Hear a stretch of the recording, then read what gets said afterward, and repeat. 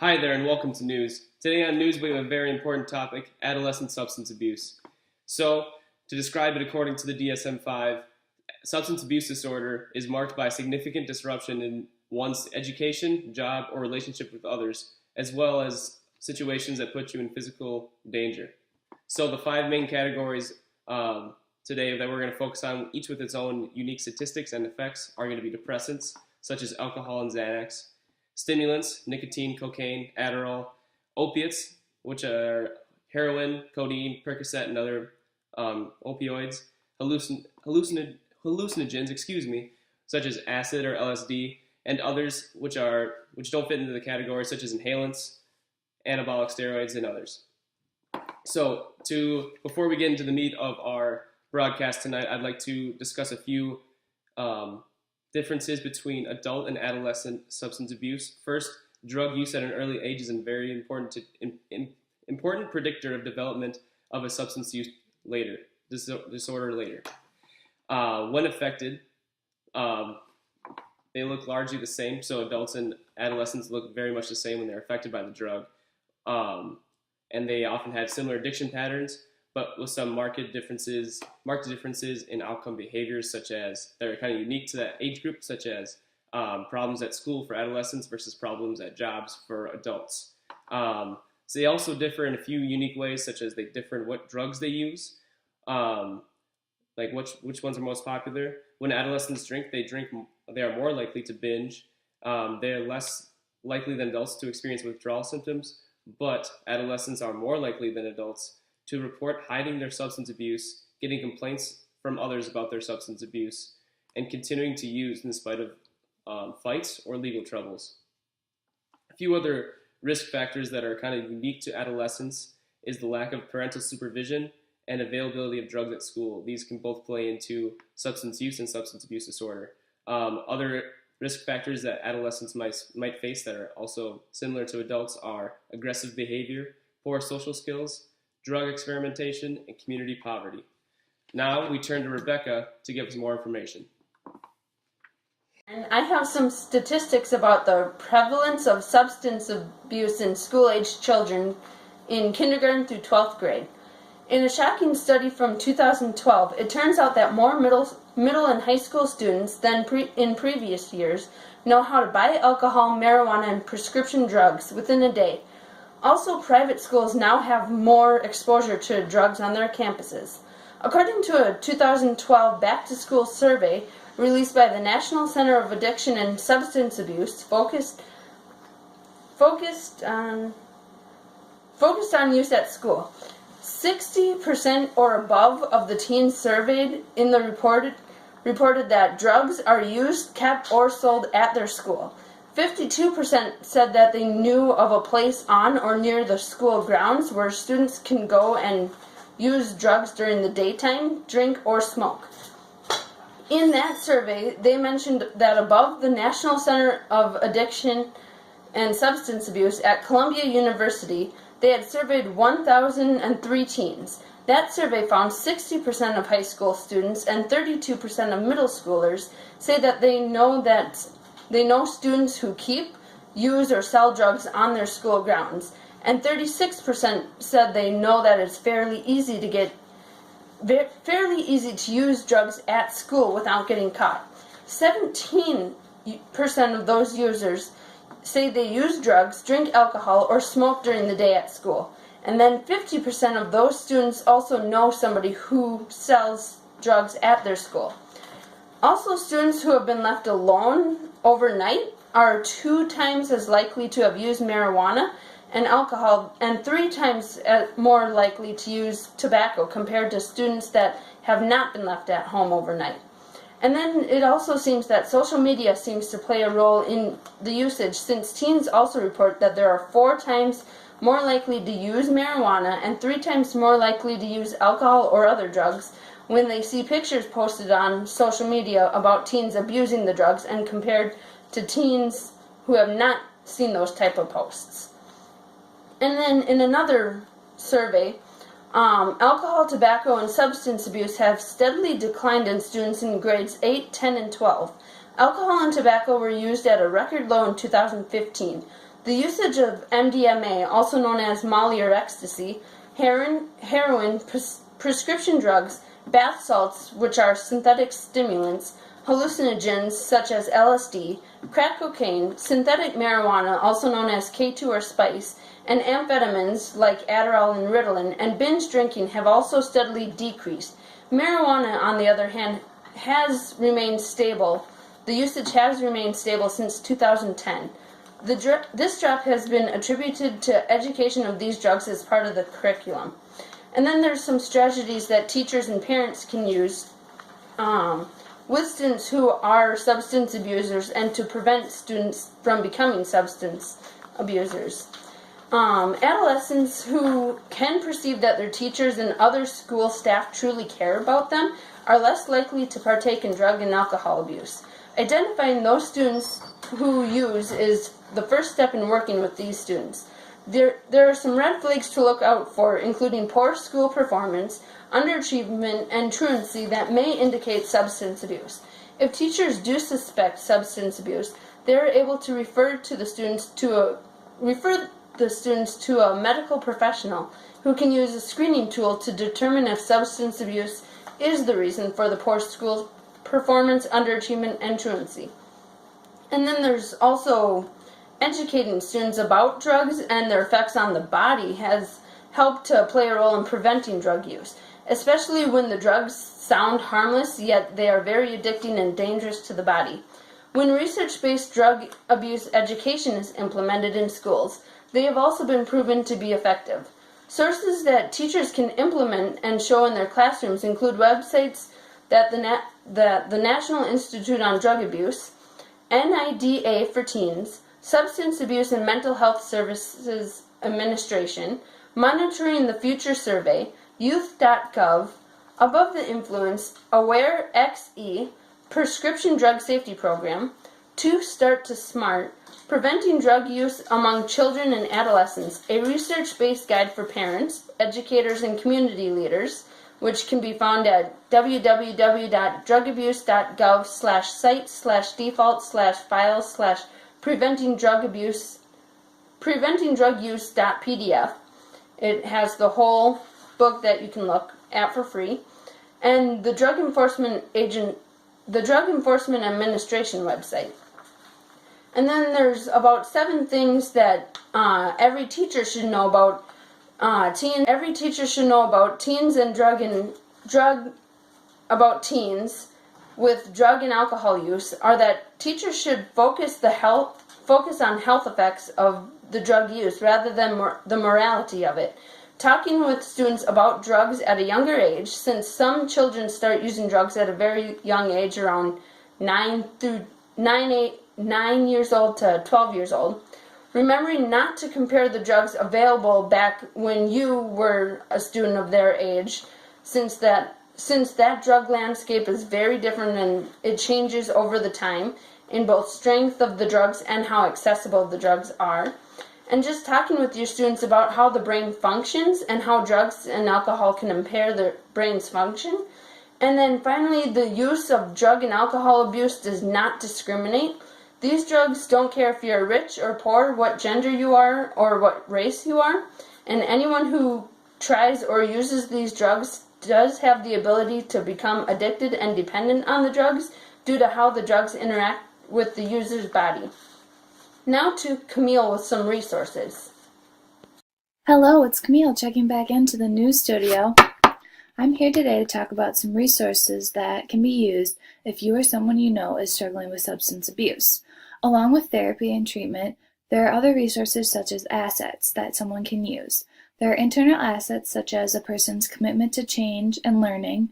They can utilize their positive values, which is their caring side, their honesty, and their family. And they can use their social competencies so they can plan to make a difference. They can choose their decisions wisely in their family. Along with these internal assets, there are external assets that these people can use, such as support from family communication, which is always a positive tone. There would be other adult relationships, and as well as the neighborhood community that surrounds you. There can be empowerment, which is internal or external from the people that are surrounding you in the community. There are also constructive uses of time, such as programs and other creative activities that can be an outlet instead of the substance abuse, so they can find a different way to use their time. There can be boundaries and expectations that are set by the family, such as family boundaries. There can be positive peer influences, as well as role models that these people surround themselves with in their lives. There are other external assets that can be used, and I have some websites that I will show you. So the first one we're going to talk about is the Minnesota Prevention Resource Center, otherwise known as MPRC. This website works to reduce an impact of alcohol, tobacco, and other drug abuse by enhancing the capacity of Minnesota's substance abuse prevention professionals. So their goal, they use technical assistance, professional development, research and assistance, and resources to people working on substance abuse prevention in Minnesota. So that all of these resources are based out of Minnesota. Another prevention tool that can be used is the Partnership for Drug-Free Kids. This is the website where families can go to find answers. This is specifically geared more towards parents. They can use their understanding of the brain science behind teenage behavior, which can help them better prepare their kids to avoid drugs and alcohol use. On this website, they can get help and support. They can also learn about resources and other factors. And on this website in particular, there's a drug guide, which allows them to have a comprehensive and up-to-date source of drugs and information, and learn facts and the prevalence and warning signs to keep their children safe. Another resource would be the National Institute of Drug Abuse. This is a resource that can be used of someone who is specifically struggling. This is not just a prevention website. Their mission is to advance the science on the causes and consequences of drug use and addiction and apply that knowledge to improve the individual and public health. So they do this by conducting basic clinical research on drug use and its consequences and how this affects the brain, behavior, and social mechanisms involved. And they do this, they have scientific research to back up their findings. The Minnesota Association of Resources for Recovery and Chemical Health, otherwise known as MARCH, is another addiction treatment facility that they are trying to raise awareness within Minnesota. They work to educate, support, and guide individuals and agencies while speaking with a unified voice in a public policy venues.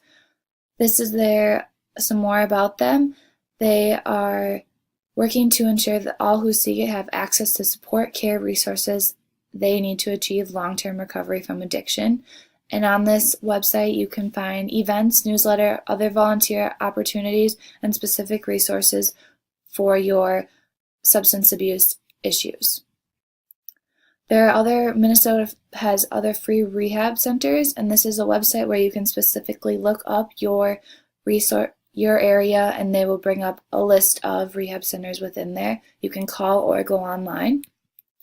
And other resources that are available are Families Anonymous. This is where families can go if they or someone they know are struggling with the substance abuse and find help. It's very similar to the other resource listed on there, which is Alcoholics Anonymous. I think many people are aware of what this is, but this is just another resource where people can go and get help and they can feel anonymous. They don't have to use their name. And one more resource is the Substance Abuse and Mental Health Service Administration. This supports the substance abuse issues along with mental health, coping, and resources for that. Thanks for signing in. This is Camille from the newsroom.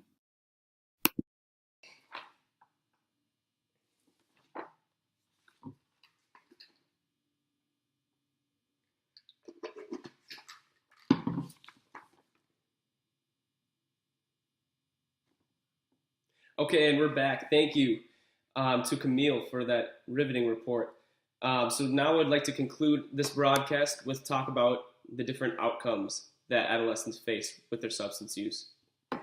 First, their behavioral outcomes. Adolescents may face family relation issues such as fights or loss of relationships with families. They also face delinquency. With some of the drugs we've described today, they are illegal substances, but as well as adolescents can get into legal trouble while using them, such as delinquent behavior, graffiti, things of that nature.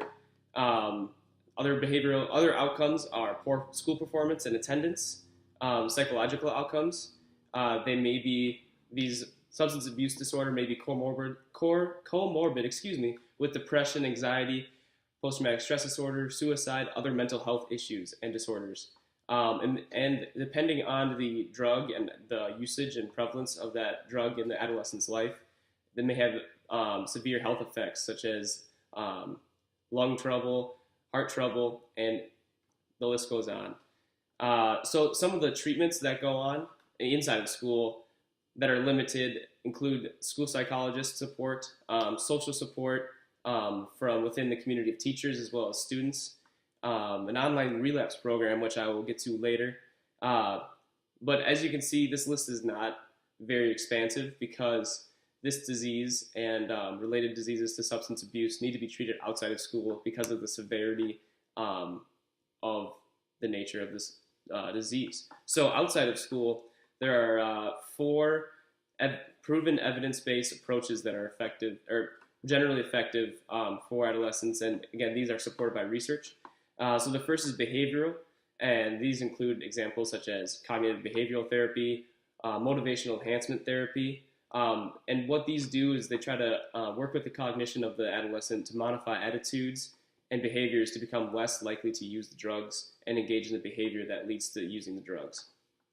The next one, and also group therapy may be used, but it's found to be not as effective because some social interactions may actually increase the usage of drugs within the group therapy, such as idolizing euphoric or other moments on drugs. The next evidence-based approach for outside of school therapy for adolescent substance abuse is family-based approaches. And these are generally cover a wide array of problems within the individual.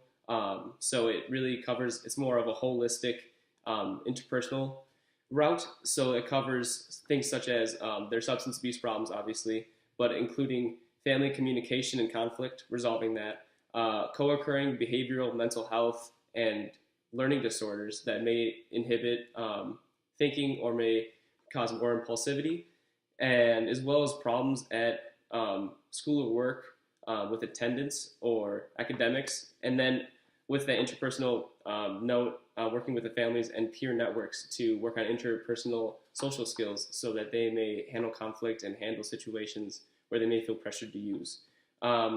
One method that is supported by, has been researched but is not supported by research is addiction medication for adolescents. Although it may be effective for adults, there's a lack of evidence for the efficacy of addiction medication, and there's not many studies on it, which is why the FDA has approved none of the medicines for addiction medication. The last one I'd like to talk about tonight is the recovery support services. And so these are not really a substitute for treatment. It's not really a route of treatment, but more as some would say, a maintenance dose. And so this would be coincided with behavioral or family-based or both approaches.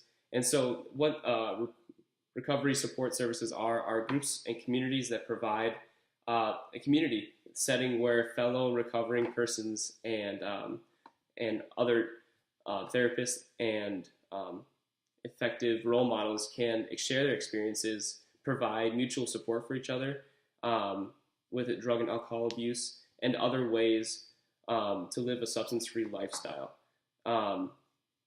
And I mentioned that I get back to online relapse program. This is a great opportunity for kind of into school and outside of school treatment programs integrating into one. So there's this one relapse program that was researched and found to be effective where students would take lessons online about relapse prevention and psychosocial skills to prevent relapse. And again, this is a recovery service to help prevent relapse and keep the maintenance doses of recovery services up.